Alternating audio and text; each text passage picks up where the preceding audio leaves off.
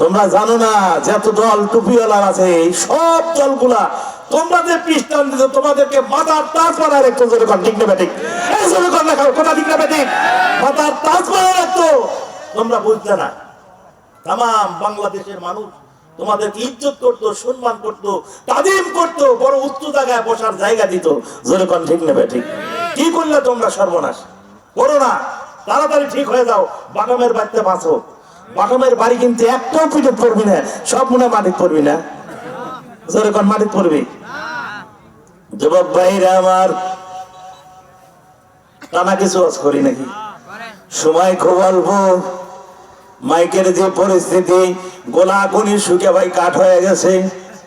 জোরে কন কি হয়ে গেছে? এ মুসলমানের দলে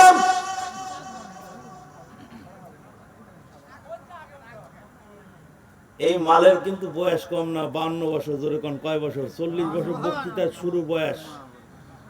এবারের রুহুল আমিন ছিল এর অজর বয়স আর আমার অজর বয়স সমান।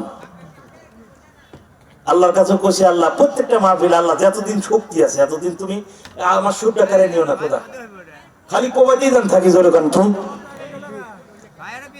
আর একটা কথা বলি, আচ্ছা আমাদের দেশের মানুষগুলা যদি কোনো বড় মানুষের কাছে অপরাধ করে, থান ভাই এটা তার দায়, আপনার কথা বলেন না।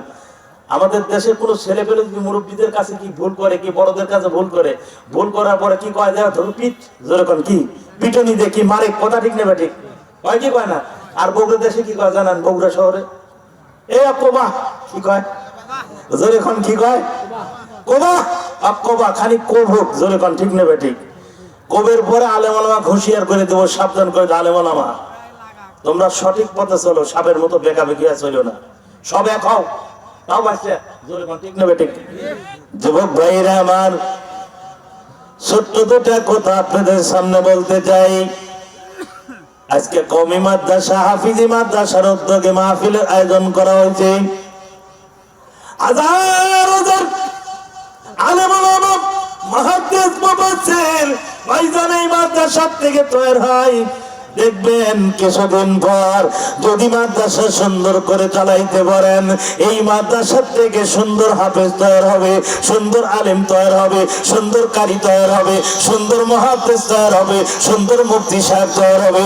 এ মুসলমান ভাইরা আমার, এই সুন্দর নায়েবে রাসূলগুলো আপনাদের সুন্দর করে ওয়াজ শোনাবে, কোরআনুল কারীমের তেলাওয়াত শোনাবে।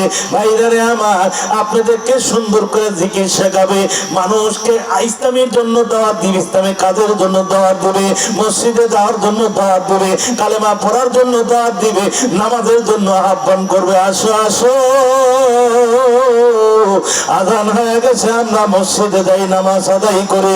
আল্লাহ রাব্বুল আলামিন ডাক দিয়ে বলবেন নায়েবে রাসূলগুলা যে কোন মুসলমান মানুষকে সুন্দর করে নামাজের জন্য দাওয়াত দিবে, নামাজের জন্য আহ্বান করবে।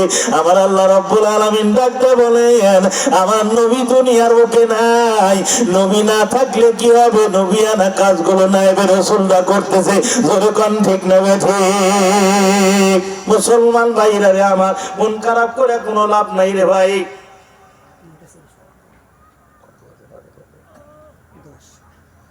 যুবক ভাইরা আমার, অল্প টাইম আলোচনা হবে।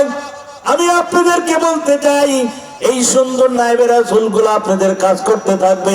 আজকে মাদ্রাসার উদ্যোগে মাহফিলে আয়োজন করা, আপনার মাদ্রাসার উদ্যোগে আজকে মাহফিলে আয়োজন করে মাহফিলে আছেন কত হাজার হাজার আলেম ওলামা এই জায়গায় আছে। মাত্র দুইটা বক্তা আপনাদের সামনে, কিছুক্ষণ পরে আরেকজন বক্তা। এই দুই বক্তার আলোচনা শুনবেন কোন জায়গা থেকে? কোরআনুল কারীম থেকে আপনি আলোচনা শুনবেন। এই কোরআনুল কারীম থেকে আলোচনা করে আপনাদেরকে শোনায় দেবে। আল্লাহ রাব্বুল আলামিন ডাকতে বলেন দুনিয়ার মানুষ, তোমরা যদি সঠিক পথের প্রতীক হইতে যাও, সঠিক পথ যদি তোমরা পাইতে চাও, আর সঠিক পথ পাওয়ার পরে তোমরা যদি জান্নাতে যাইতে চাও, তাহলে কোরআনুল কারীমকে তোমরা বুকের সঙ্গে আঁকড়ে ধরো। জোরে কোন ঠিক না ঠিক?